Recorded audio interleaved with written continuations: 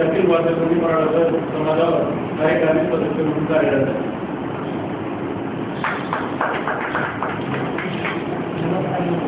मी निलेश रमेशला मला राज्याचा हल्ली मुक्कामाला नाशिकला आहे. नाशिक हल्ली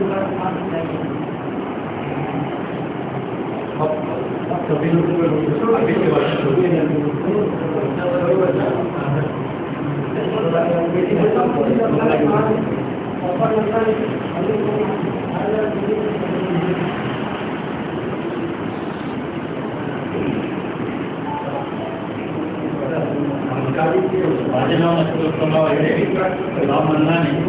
मी माजी सैनिक असून सध्या डिपार्टमेंट नाशिकला कार्यरत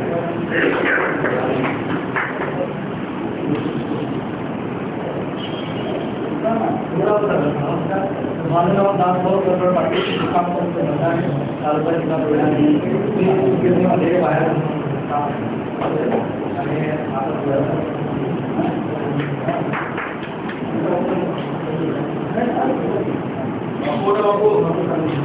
माझे नाव निराला गोविंदा पाटील. मी बुलढाण्याचा राहणार आहे.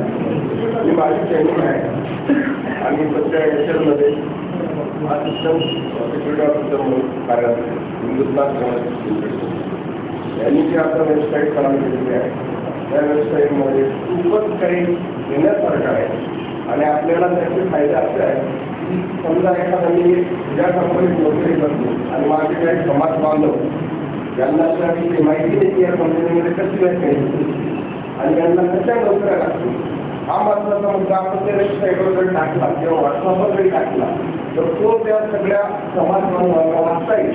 त्याच्यामध्ये डिटेल्स टाकतो आम्ही.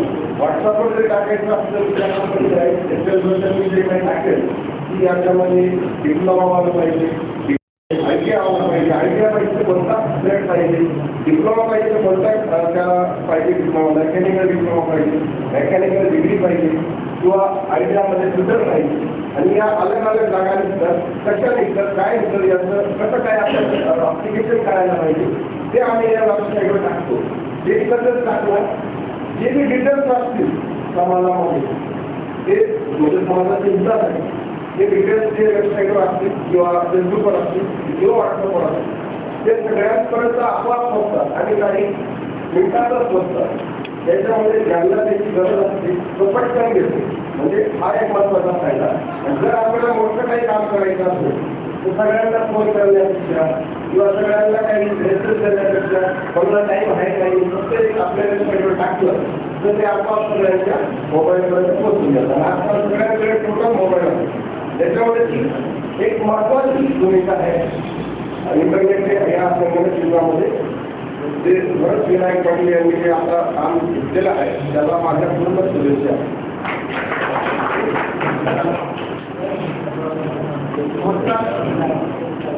माझं नाव संदीप सदाशिव पाटील. माझं मूळ गाव सुरगड. मी ग्रीन IT आहे. त्याच्यानंतर मी डबल MBA केलं आहे. IT मध्ये केलं आहे, फायनान्समध्ये केलं आहे. मी मॉडर्न स्टँडीमध्ये बिझनेस इन्स्टिट्यूशन टेक्नॉलॉजीवर काम करतो. मी इंजिनियर आहे या केमिस्ट्रीमध्ये काम करतो. काय करतो म्हणजे मला सांगावं वाटतं की मी काय करतो. बिझनेस इंटेलिजन्स टेक्नॉलॉजीवर काम करतो. बिझनेस इंटेलिजन्स म्हणजे काय प्रत्येकाला माहिती आहे MNC काय आहे. ऑल ओव्हर द वर्ल्ड त्या कंपनीचे सगळीकडे डिस्ट्रिब्युशन असतं तिथे प्रोडक्टचे त्या मल्टीनॅशनल कंपनी. आता मला सांगा की मी त्या फायनान्स कंपनीमध्ये काम करतो त्यामध्ये दिवसाला करोडोचे ट्रान्झॅक्शन होतं. 1000 करोड 800 करोड 900 करोड ते बरोबर प्रत्येक ठिकाणी इन्व्हेस्ट करतात. इन्व्हेस्टमेंटचा डिसिजन कोण घेतो. हायर मॅनेजमेंट डिसिजन घेत असतं. बरोबर नॉर्मल वर्करचा डिसिजन घेऊ शकत नाही. बरोबर आता मला सांगा एखाद्या माणसाचं हायर मॅनेजमेंट जे आहे ते प्रॉपर डिसिजन कसं घ्यायचं. इथे डिसिजन केल्यानंतर आपल्याला एवढा पैसा मिळतो तेव्हा करू शकतात जेव्हा हा जो डेटा म्हणजे पूर्ण आपलं जर सपोज एखादं प्रोडक्ट आहे तर ते कुठे कुठे चांगलं फेल होतं आहे काय होतं ते कशामुळे फेल होत नाही हे त्याची जी कारणं असतात याचा सगळा डेटा मागवला जातो. बरोबर तो डेटा अशा फॉर्ममध्ये अंदाज ठेवला जातो की कुठे काय कमी आहे कुठे काय जास्त आहे ते एका क्षणामध्ये मॅनेजमेंटला कळेल. बरोबर त्याच्या बेसिसवर मॅनेजमेंट डिसाईड करतं की आपल्याला कुठे आपण कमी पडतो कुठे आपण जास्त पडतो.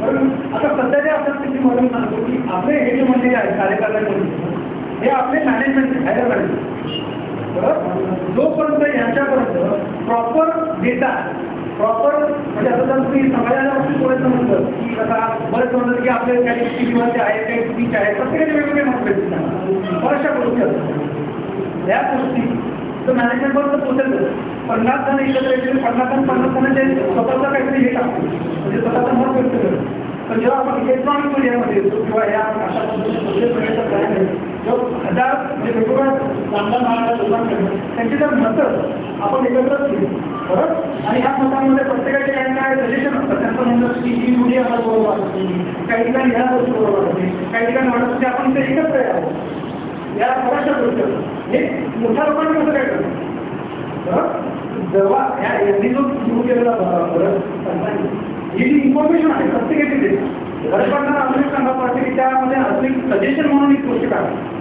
सजेशनमध्ये तुम्ही देऊ शकता की तुम्हाला काय वाटतं प्रत्येक मिटिंगमध्ये प्रत्येकाला 50 जणांनी सजेशन देता नाही पण एखाद्या मिटिंगच्या आधी हे जे सजेशन आहे ते एका कागदावर लिहून देऊ बरोबर 100 जणांचे 100 वेगवेगळे सजेशन असतील पण एक कुठलं 5-6 असे सजेशन असेल की सगळ्यांची कॉमन असतील सगळ्यांना वाटत की या गोष्टी व्हावं बरोबर प्रत्येक मिटिंगच्या आधी प्रत्येकाला सगळ्यांना काय जमणार नाही मिटिंगला प्रत्येकाला पर्सनल दिसत नसतं त्यांना बरोबर कोणाची इच्छा तर नाही अशा टाइमला हे जे सजेशन असतं हे एका कागदावर घेऊन या हायर मॅनेजमेंटकडे आपण म्हणजे आपल्या कार्यकारी जे सदस्य माझे मंडळ आहे त्यांच्याकडे आपण घेऊन तर ते त्यावर प्रॉपर डिसिजन घेऊ शकतो सांगायचं असं डिसिजन जे आहे ते मॅनेजमेंटचे डिसिजन फक्त 100 लोक आणले त्यांच्या सजेशनवर नाही होऊ शकत किंवा ते तेवढं प्रॉपर नाही होतं नाही होऊ शकत आपलं ते एवढं प्रॉपर किंवा ॲक्युरेट नाही होतं ज्या रीतीने एक मोठा डेटा कलेक्ट करतात आणि मोठी सजेशन घेतात आणि त्याच्यावरून पण असं वाटतं की हे 5 मुद्दे हे आपल्या सजेशनमध्ये सर्वात जास्त येतात याच्यावर जास्त विचार केला पाहिजे आणि हे जेव्हा त्यांच्याबरोबर मांडणार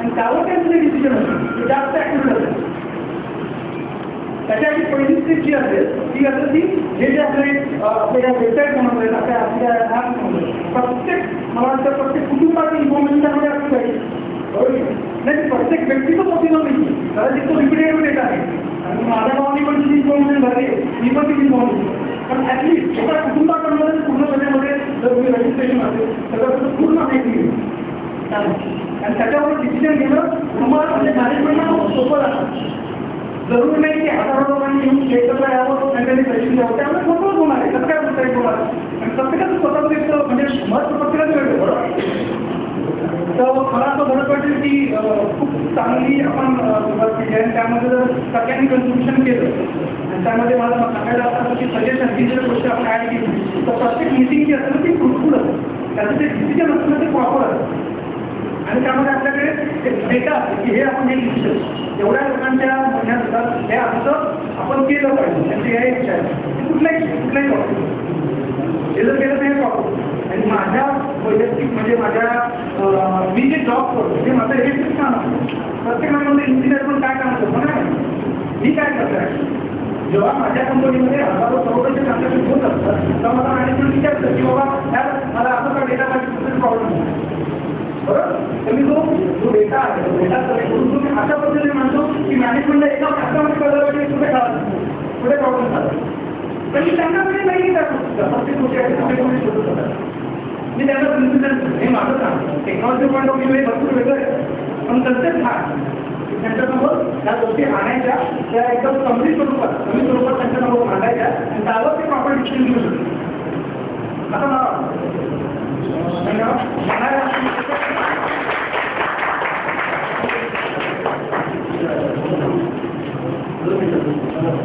माझं नाव दयाला पवार अध्यक्ष मी आज सांगली गुजरातला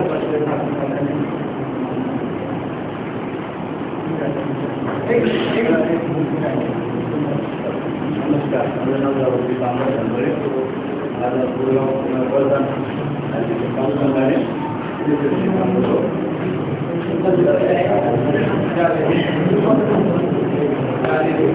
नमस्कार माझं नाव भगवान रोजगार साहेब आहे मी पुण्याला राहतो माझा व्यवसाय सेंट्रिंगचा आहे तर आम्ही 2 गाव मोठ्या बाजारात करते त्याचं सेंट्रिंग आणि मंडळाचा येत नाही तर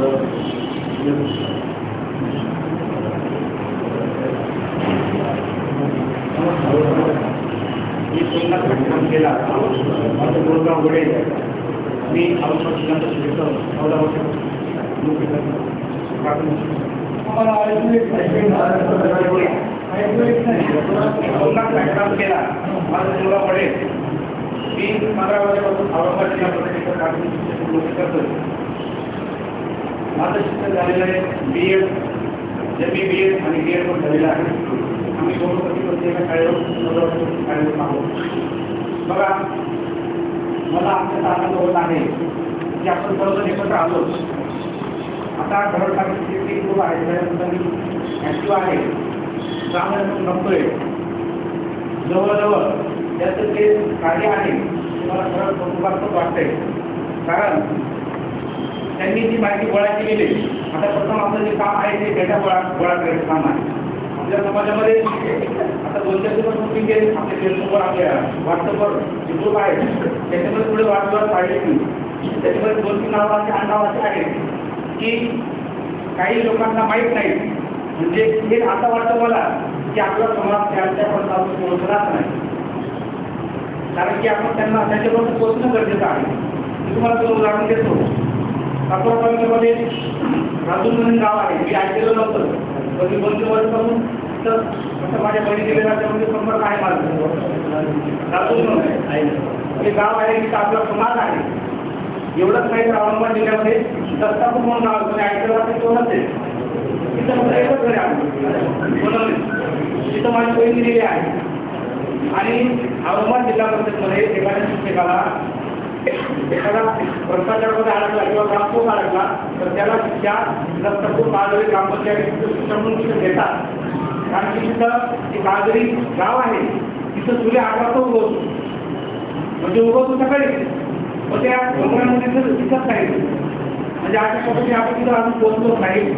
मला असं अशी विनंती करायची आपल्या कार्यकारिणीला त्यांनी हे जे भारतभवन आहे त्याच्यासाठी सर्व पुस्तकला साधारण बनवलं मुश्किल आहे.